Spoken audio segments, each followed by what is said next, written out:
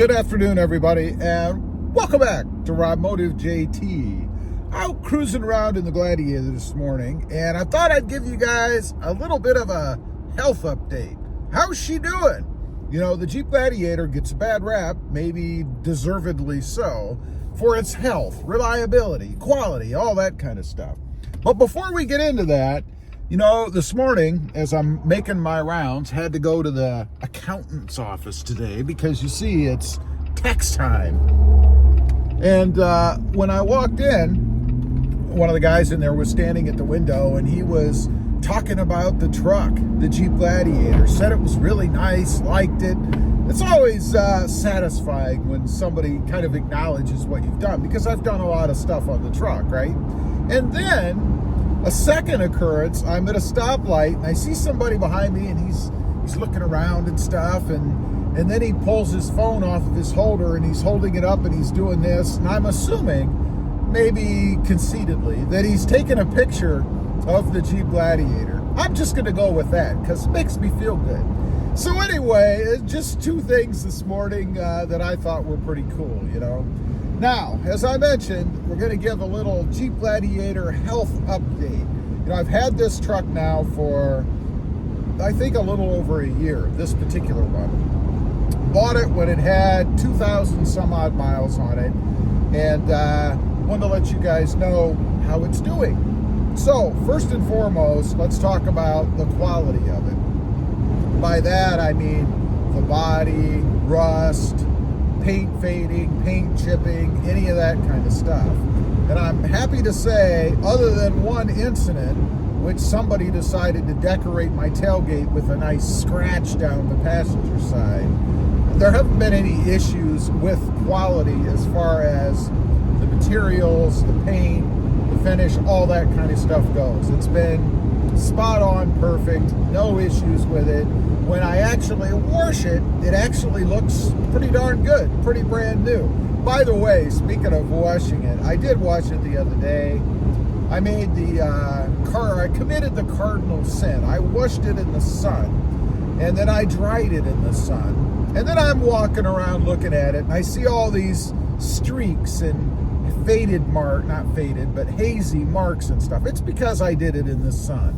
Apparently, I didn't get all the soap off. I don't know, but it didn't look very good. And I almost thought, you know, it looked better dirty than it did after I cleaned it. So one check in the box to never wash the Jeep Gladiator for me. Next up, let's talk about reliability. You know, the Jeep gets a bad rap with that all the way around. I don't really care what model you're driving, whether it's a Gladiator, a Cherokee, a Wrangler, whatever it is, that's all you hear. One of the first things you hear when you start talking about the Jeep is if you had any problems with it. And it's a shame, honestly, that that's one of the first things that people think about. I said maybe deservedly so, and I think so because, you know, my first Gladiator, I had that stupid stop-start check engine light issue, so I've experienced it myself.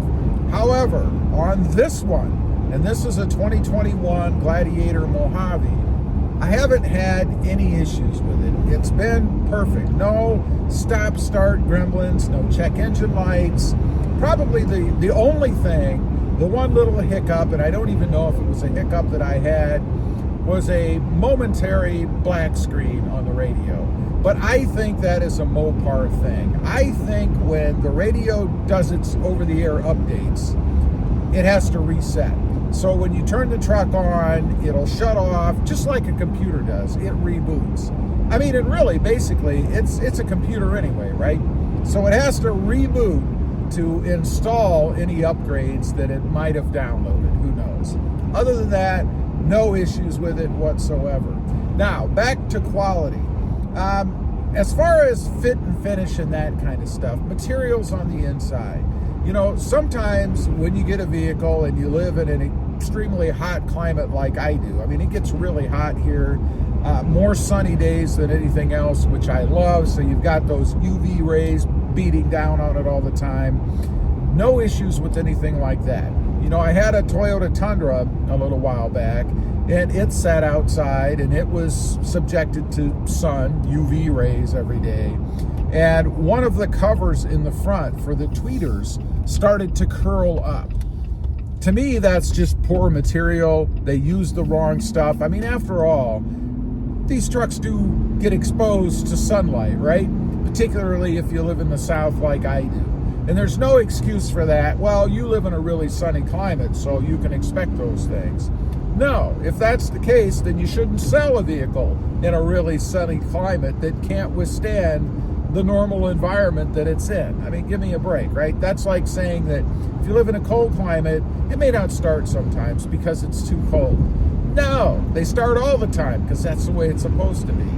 Now, let's talk about fuel economy. I have to talk about fuel economy because it comes up on the channel and I think it's worth talking about. First of all, let me say it's not great. And I think that if you buy a truck, a Jeep Gladiator, any truck, and you're expecting outstanding fuel economy, then you probably have unrealistic expectations, right? I mean, it's a truck. They're not designed for fuel economy, and they live up to that, especially the Jeep Gladiator. Right now, looking at the screen, I will say, it does say currently, as I'm cruising at 50 miles an hour down a 45 mile an hour road, I'm getting, well, now it's saying I'm getting 30 miles per gallon because I let off the gas. If I let off the gas, I can jump it up to 99 miles per gallon. As soon as I get on the gas, that goes down. Anyway, currently it said 19 miles per gallon on this road. But you have to look at the average. What's it getting overall? 14.2. 14.2 miles per gallon. Not too good. You know, recently I added a car to one of my other channels, Mod Driven, and it's a Honda Civic. It's getting 30 miles per gallon, so more than double what this truck is. And I know they're two different animals, right? But it's just funny. You look at the big differences between vehicles. There really is. Anyway, I just wanted to get on here, give a little bit of a health update for the Jeep Gladiator. So far, it's been awesome. I've had no problems with it.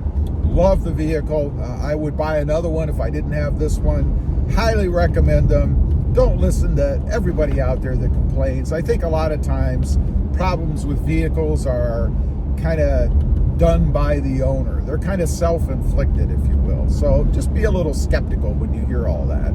Anyway, leave a comment. Let me know if you have a Jeep Gladiator. How is it doing for you? I'd be curious to know. Also, real quick, I do have 2 additional channels. Mod Driven, as I mentioned, all about that Honda Civic. Lots of mods and things going on over there. And Rob Motive, all about the Toyota Tacoma. Check them out, and if you're interested, why not subscribe? And while you're at it, smash the subscribe button here too. Thanks for watching. Stay warm out there. Bye.